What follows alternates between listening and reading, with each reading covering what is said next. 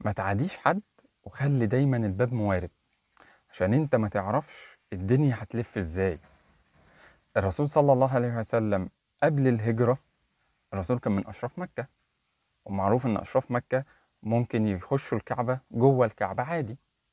ففي يوم الرسول صلى الله عليه وسلم طلب من سيدنا عثمان بن طلحة، وما كانش لسه أسلم وقتها، مفتاح الكعبة عشان يخش الكعبة. فوقتها كان الرسول صلى الله عليه وسلم بالنسبة لسيدنا عثمان عدوه، فسيدنا عثمان رفض. فالرسول صلى الله عليه وسلم قال له: يا عثمان أدخلني الكعبة.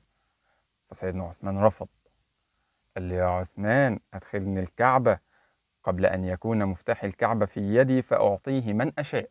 فسيدنا عثمان بن طلحة قال للرسول صلى الله عليه وسلم: لئن حدث ذلك لباطن الأرض خير لي من ظاهرها. يعني يوم ما يبقى مفتاح الكعبة في إيدك الموت أهون لي. الكلام ده كان قبل الهجرة. بعد الهجرة حصلت أحداث كتير. سيدنا عثمان بن طلحة أسلم مع سيدنا عمرو بن العاص وسيدنا خالد بن الوليد، ولفت الدنيا وجه فتح مكة، ودخل الرسول صلى الله عليه وسلم مكة وطلب يدخل الكعبة، ونادوا على عثمان بن طلحة وإدى مفتاح الكعبة للرسول صلى الله عليه وسلم. وقريش كلها فاكرة الموقف: أدخلني الكعبة قبل أن يكون مفتاح الكعبة في يدي فأعطيه من أشاء.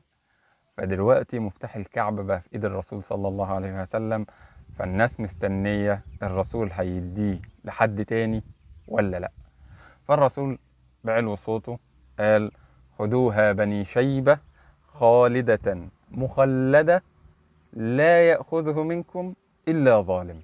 فالمفتاح إلى اليوم في بني شيبة.